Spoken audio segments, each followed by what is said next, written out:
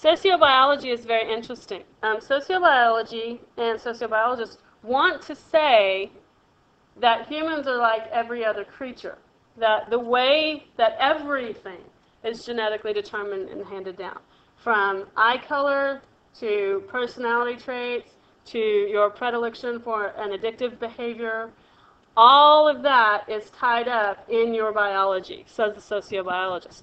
It combines Darwin's theory of natural selection, remember what that is, survival of the fittest, and that organisms and animals will evolve physically to adapt to their environment.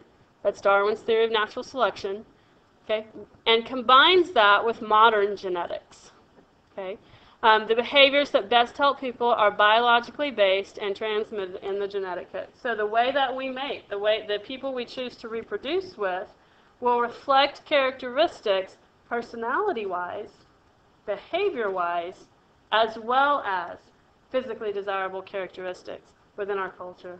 And we will mate according to that to reproduce that and keep those kinds of behaviors coming.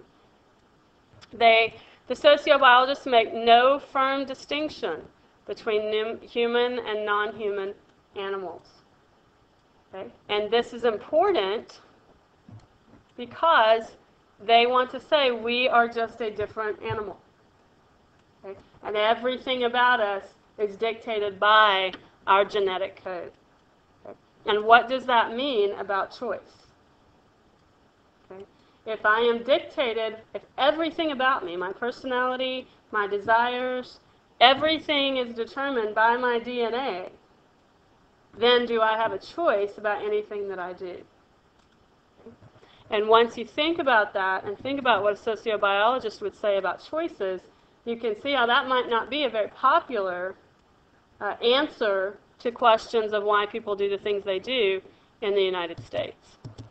Okay, because we have this very firm belief in choice. And sociobiologists say, it doesn't matter what you choose. Your DNA chooses for you. Some criticisms of sociobiology include... Teachers, at this time, please submit your attendance. Thank you. Some criticisms of sociobiology include that it links genetics to behavior and that can then be used to label specific races as inferior or superior. And this was done in Nazi Germany. The term, you can see right here, is eugenics.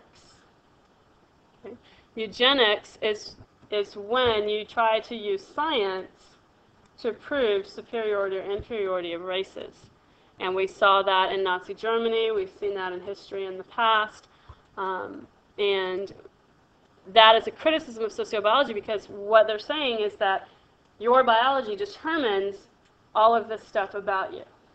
And so if we attribute certain negative behaviors to a particular race, then we can say, but they're made that way.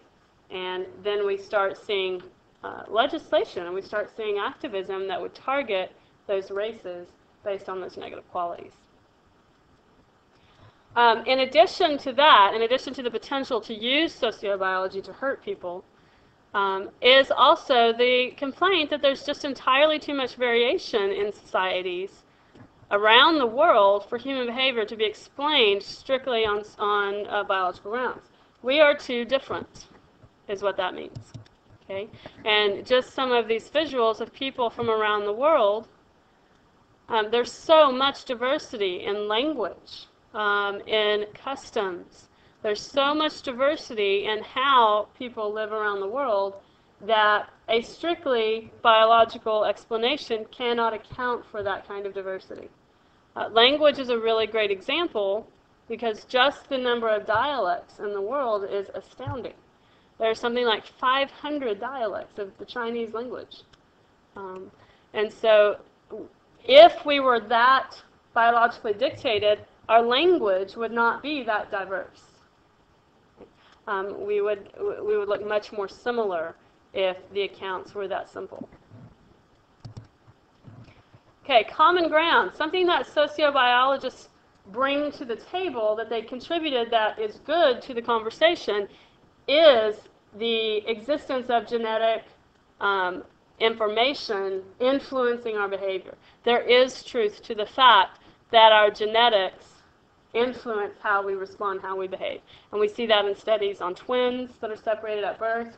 We see that when children are separated from their biological parents, the similarity in things that are not physical, in ways of expressing themselves, in character traits are so similar that we know that there is a link between our genetics and the way that we behave.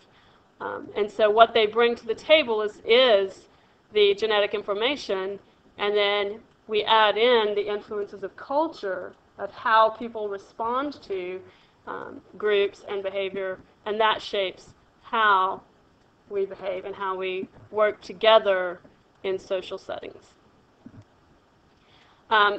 Explain the nature and nurture conflict, the nature versus nurture conflict in terms of causation. We talked about causation in chapter 2.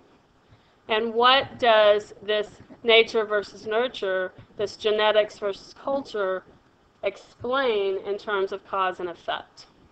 Okay? So that's something that you want to think about and be able to answer that question. Okay, chapter 3, section 1, assessment. And this is what we'll be working on in class, so you'll need to have your book in class. We'll be looking at questions 1 through 4, and then critical thinking question number 6. And this is what we'll be talking about in class, so I can't wait to see you and talk more about nature versus nurture and put this information to use.